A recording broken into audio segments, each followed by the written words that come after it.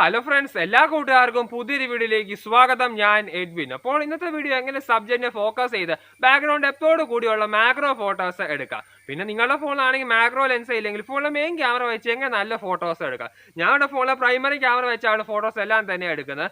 പിന്നെ ഇതുപോലത്തെ സബ്ജക്റ്റിനെ ഫോക്കസ് ചെയ്ത് ഫോട്ടോ എടുക്കുന്ന സമയത്ത് നമ്മൾ കുറച്ചേറെ കാര്യങ്ങൾ അറിഞ്ഞിരിക്കണം. അപ്പോൾ അതിനെക്കുറിച്ചുള്ള കംപ്ലീറ്റ് വീഡിയോ ആണ് ഇത്. അപ്പോൾ ഈ വീഡിയോ നിങ്ങൾ അവസാനം വരെ കാണുക, വളരെയധികം തന്നെ യൂസ്ഫുൾ ആകുന്നതും ആണ്. പിന്നെ ഈ വീഡിയോ നിങ്ങൾ ആദ്യമായിട്ട് കാണുന്ന വീഡിയോക്ക് താഴെ കാണുന്ന ചുമ്മാ സബ്സ്ക്രൈബ് ബട്ടൺ ക്ലിക്ക് ചെയ്ത് ചാനൽ സബ്സ്ക്രൈബ് ചെയ്യുക. അതോടൊപ്പം ബെല്ലൈക്കൻ എനേബിൾ ചെയ്ത് ഓൾ ഓപ്ഷൻ എനേബിൾ ചെയ്യുക. അപ്പോൾ ഞാൻ അപ്ലോഡ് ചെയ്യുന്ന ഓരോ വീഡിയോസും നിങ്ങൾക്ക് നോട്ടിഫിക്കേഷൻ വഴി ലഭിക്കുന്നതുമായി. പിന്നെ ഈ വീഡിയോ നിങ്ങൾ അവസാനം വരെ കണ്ടതിന് ശേഷം വീഡിയോ മാക്സിമം ഫ്രണ്ട്സിനൊക്കെ ഷെയർ ചെയ്യുക, സപ്പോർട്ട് ചെയ്യുക. അപ്പോൾ നമുക്ക് ഒട്ടും സമയം കളയാം. Let's go to the video.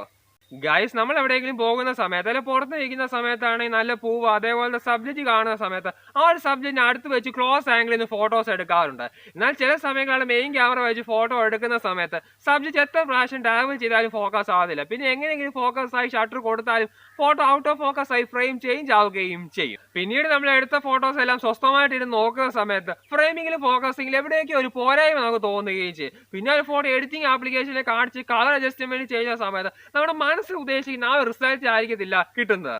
അതോടൊപ്പം തന്നെ ചെറിയ പ്രാണി ഇലയിലൂടെ മൂവ് ചെയ്യുന്ന മാക്രോ ഫോട്ടോസ് ആണ് എടുക്കുന്നതെങ്കിൽ കറക്റ്റ് ആയിട്ടുള്ള ഫ്രെയിമിംഗ്, ഫോക്കസിങ്, എക്സ്പോഷർ ബാലൻസ് ചെയ്തില്ല എങ്കിൽ ആ ഒരു ഫോട്ടോ ബാക്ക്ഗ്രൗണ്ട് ഡെപ്ത് നല്ല രീതിയിൽ തന്നെ അഫക്റ്റ് ചെയ്യുകയും ചെയ്യും. ഇതിന്റെ കാരണം ഫോട്ടോസ് എടുക്കുന്ന സമയത്ത് നമ്മൾ അറിയാതെ ചെയ്യുന്ന ചില മിസ്റ്റേക്സ് കൊണ്ടാണ്. ഈ മിസ്റ്റേക്സ് കാര്യങ്ങളെല്ലാം നമ്മൾ മനസ്സിലാക്കി കഴിഞ്ഞാൽ നല്ല ക്രിയേറ്റീവ് ആയിട്ടുള്ള macro photos, phone macro lens അല്ലെങ്കിൽ മെയിൻ ക്യാമറ വെച്ച് നല്ല ബാക്ക്ഗ്രൗണ്ട് ഡെപ്ത് ഓഫ് ഫീൽഡോട് കൂടിയുള്ള ഫോട്ടോസ് എടുത്ത് നമുക്ക് എഡിറ്റ് ചെയ്തെടുക്കാവുന്നതും ആണ്. അപ്പോൾ അടുത്തായി നമുക്ക് മാക്രോ ഫോട്ടോസ് എടുക്കുന്ന സമയത്ത് നമ്മൾ അറിഞ്ഞിരിക്കേണ്ട കുറച്ച് കാര്യങ്ങളാണ്. അപ്പോൾ നമുക്ക് ഓരോന്നായി തന്നെ നമുക്ക് നോക്കാം. ആദ്യത്തെ ലൈറ്റ് ഒബ്സർവേഷൻ. ഫോട്ടോ എടുക്കുന്നതിന് മുമ്പായിട്ട് അവിടുത്തെ ലൈറ്റിംഗ് കണ്ടീഷൻ നമ്മൾ മനസ്സിലാക്കണം. കാരണം സബ്ജക്റ്റ് ഫോട്ടോ എടുക്കുന്ന സമയത്ത് അവിടെ ഹാർഷ് ആയിട്ടുള്ള സൺലൈറ്റ് ഉണ്ടെങ്കിൽ ഫോട്ടോ ഓവർ എക്സ്പോസ്ഡ് ആവുകയും ലൈറ്റ് തീരെ കുറവാണെങ്കിൽ അണ്ടർ എക്സ്പോസ്ഡ് ആവുകയും ചെയ്യും. പിന്നെ ഇതുപോലത്തെ ഫോട്ടോസ് നമുക്ക് എഡിറ്റ് ചെയ്തെടുക്കാനും കുറച്ച് പ്രയാസവുമായിരിക്കും. അപ്പോൾ ഫോട്ടോ എടുക്കുന്ന ടൈം എന്ന് പറയുന്നത് രാവിലെ അല്ലെങ്കിൽ വൈകിട്ട് ഉച്ച സമയത്ത് നമ്മൾ മാക്രോ ഫോട്ടോസ് എടുക്കുന്നെങ്കിൽ ലൈറ്റ് കുറയുന്ന സമയത്ത് ഫോട്ടോ എടുക്കുന്നതാണ് കുറച്ചുകൂടി നല്ല.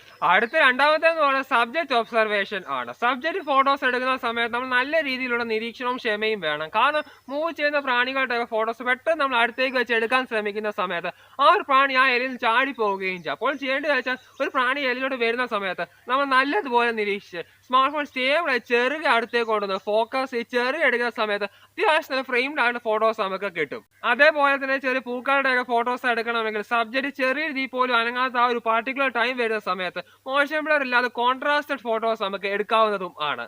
അടുത്തെന്ന് പറഞ്ഞാൽ സ്മാർട്ട് ഫോൺ സ്റ്റേബിൾ ആയി പിടിക്കുന്നത്. മാക്രോ ഫോട്ടോസ് എടുക്കുന്ന സമയത്ത് സ്റ്റെബിലിറ്റി വളരെ അത്യാവശ്യമാണ്. നമ്മൾ പല രീതിയിലുള്ള പൊസിഷനിൽ നിന്നായിരിക്കും മാക്രോ ഫോട്ടോസ് എടുക്കുന്നത്. എന്നാൽ ഫോട്ടോ എടുക്കുന്ന ആ ഒരു സ്റ്റൈൽ മെയിൻറ്റെയിൻ ചെയ്യുന്നത് വളരെ അത്യാവശ്യമാണ്. താഴെയുള്ള സബ്ജക്റ്റ് ഇതേപോലെ വളഞ്ഞ് ഫോട്ടോ എടുക്കാതെ ചെറുക താഴെ ഇരുന്ന് രണ്ട് കൈ സ്റ്റേബിളായി സ്മാർട്ട് ഫോണിൽ പിടിച്ച് വേറെ ഹാൻഡ് മൂവ്മെന്റ് ഒന്നും ഇല്ലാതെ സബ്ജക്റ്റ് നല്ല രീതിയിൽ നിരീക്ഷിച്ച് ചെറുക ഫോക്കസ് ചെയ്ത് നമ്മൾ റിലാക്സ്ഡ് ആയിട്ട് ഫോട്ടോ എടുക്കുക. അങ്ങനെയാകുമ്പോൾ നമുക്ക് നല്ല ഫോട്ടോസ് നമുക്ക് ലഭിക്കുന്നതുമാണ്.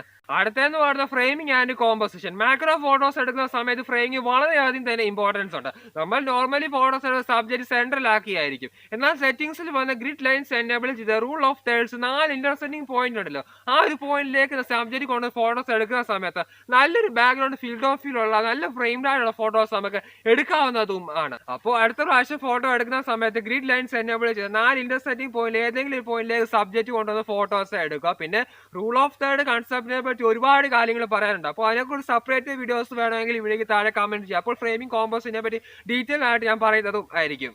അടുത്ത അഞ്ചാമത്തെ എന്ന് പറയുന്നത് proper focusing S exposure control ആണ്. നമ്മൾ ചില സമയങ്ങളാണ് സബ്ജക്റ്റ് എത്ര പ്രാവശ്യം ട്രാവൽ ചെയ്ത് ഫോക്കസ് ആകത്തില്ല, പിന്നെ പെട്ടെന്ന് ഫോക്കസ് ആയിട്ട് നമുക്ക് പോവുകയും ചെയ്യും. അപ്പോൾ നമ്മൾ ചെയ്യേണ്ടത് സബ്ജക്റ്റ് ആ ഒരു ടൈമിൽ ഫോക്കസ് ചെയ്യാതെ ബാക്ക്ഗ്രൗണ്ടിൽ പല എഡ്ജ് പോയിന്റിലായിട്ട് ഫോക്കസ് ചെയ്യാൻ ട്രൈ ചെയ്യുക. അങ്ങനെ ചെയ്ത സമയം സബ്ജക്റ്റ് ഫോക്കസ്ഡ് ആവുകയും ചെയ്യും. ആ ഫോക്കസ്ഡ് ആവുന്ന സമയത്ത് തന്നെ ആ ഒരു പോയിന്റ് തന്നെ പ്രസ്ഥാനമായിട്ട് ഫോക്കസ് അങ്ങ് ലോക്ക് ചെയ്യുക. അതിനുശേഷം നമുക്ക് ആ എക്സ്പോഷറിന്റെ ലൈറ്റ് ഐക്കൺ കാണാൻ സാധിക്കും. ജസ്റ്റ് താഴോട്ടാകുന്ന സമയത്ത് എക്സ്പോഷർ അങ്ങ് ബാലൻസ് ആവുകയും ചെയ്യും. എന്നിട്ട് ഷട്ടർ കൊടുക്കുക.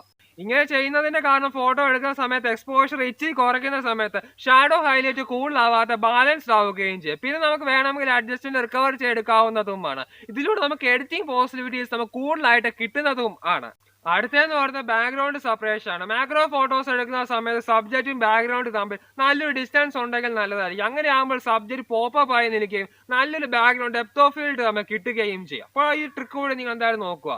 അടുത്തതെന്ന് പറഞ്ഞാൽ നമ്മൾ ചില സമയങ്ങളിലാണ് നല്ല പൂവ സബ്ജക്റ്റ് സബ്ജക്റ്റ് കാണുന്ന സമയത്ത് അത് അവിടെ പറിച്ചെടുത്ത് നമ്മളിങ്ങനെ കൈ പിടിച്ച് നമ്മളിങ്ങനെ ഫോണിൽ ഫോക്കസ് ചെയ്ത് ഫോട്ടോ എടുക്കാറുണ്ട്. ഇങ്ങനെ ആകുമ്പോൾ ഫോക്കസിങ് കാര്യങ്ങൾ പെർഫെക്റ്റ് കറക്റ്റ് ആയിട്ട് കിട്ടും. പക്ഷെ നമ്മൾ ഒരു കൈ പിടിച്ചാൽ ഫോക്കസ് ചെയ്ത് ഫോട്ടോ എടുക്കുന്നത് കൊണ്ട് തന്നെ ഫ്രെയിം ചെറിയ ഷെയ്ക്ക് പോലെ വരികയും ചെയ്യും. അപ്പോൾ നമ്മൾ ശ്രദ്ധിക്കത്തില്ല.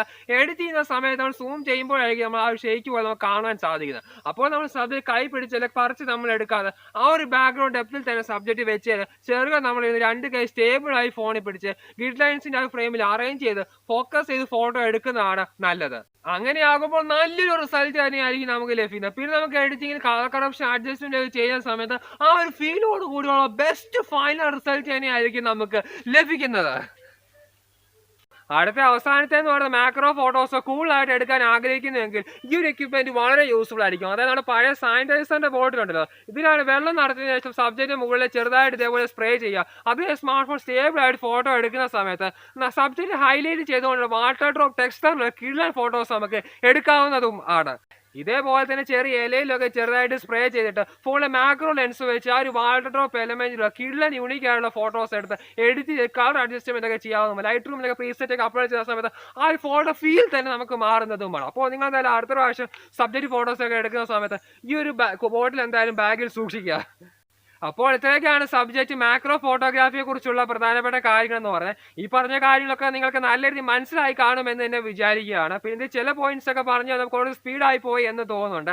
അപ്പോൾ നിങ്ങൾക്ക് എന്തെങ്കിലും സംശയങ്ങൾ ഡൗട്ട്സോ കാര്യങ്ങളൊക്കെ ഉണ്ട് ജസ്റ്റ് വീഡിയോയ്ക്ക് താഴെ കമന്റ് ചെയ്യാം, ഞാൻ ഉറപ്പായിട്ട് റിപ്ലൈ തരുന്നതുമായിരിക്കും. പിന്നെ എഡിറ്റിങ്ങിനെ കുറിച്ചൊക്കെ സെപ്പറേറ്റ് വീഡിയോസ് ഒക്കെ വേണമെങ്കിൽ ജസ്റ്റ് വീഡിയോയ്ക്ക് താഴെ കമന്റ് ചെയ്യാം. പിന്നെ ഈ വീഡിയോയിലാണെങ്കിൽ കുറച്ച് ടോപ്പിക്കിനെ കുറിച്ചൊക്കെ നമ്മൾ തുടങ്ങി വെച്ചായിരുന്നു. അതായത് framing and composition, depth of field, rule of thirds, background field of view, subject framing, ഇതിനെക്കുറിച്ച് കൂടുതലായിട്ട് എക്സ്പ്ലെയിൻ ചെയ്യാൻ വീഡിയോ നല്ല രീതിയിൽ എന്താവുന്നത് കൊണ്ടാണ്. അപ്പോൾ ഈ ടോപ്പിനെ കുറിച്ചൊക്കെ നിങ്ങൾ സെപ്പറേറ്റ് വീഡിയോസ് വേണമെങ്കിൽ ജസ്റ്റ് വീഡിയോയ്ക്ക് താഴെ കമന്റ് ചെയ്യാം, ഉറപ്പായിട്ട് സെപ്പറേറ്റ് വീഡിയോസ് തന്നെ ചെയ്യുന്നതും ആയിരിക്കും. ഓക്കെ, പിന്നെ നിങ്ങൾ വീഡിയോ മാക്സിമം ഫ്രണ്ട്സിനൊക്കെ ഷെയർ ചെയ്യുക. ഓക്കെ, അപ്പോൾ നിങ്ങൾക്ക് എല്ലാവർക്കും ഈ സ്മാർട്ട് ഫോൺ സബ്ജക്റ്റ് ഫോട്ടോഗ്രാഫിയെ കുറിച്ചുള്ള ഈ ഒരു ഇൻഫോർമേറ്റീവ് വീഡിയോ നിങ്ങൾക്ക് ഇഷ്ടപ്പെട്ടുവെങ്കിൽ വീഡിയോ നിങ്ങൾ ലൈക്ക് ചെയ്യുക. അതോടൊപ്പം തന്നെ വീഡിയോ കുറിച്ചുള്ള നിങ്ങളുടെ വിലയേറിയ അഭിപ്രായം മറക്കാതെ തന്നെ വീഡിയോയ്ക്ക് താഴെ കമന്റ് ചെയ്യുക. കാരണം നിങ്ങൾ ചെയ്യുന്ന ഓരോ കമന്റുമാണ് അടുത്ത നല്ല നല്ല വീഡിയോസ് ചെയ്യാനുള്ള പ്രചോദനം.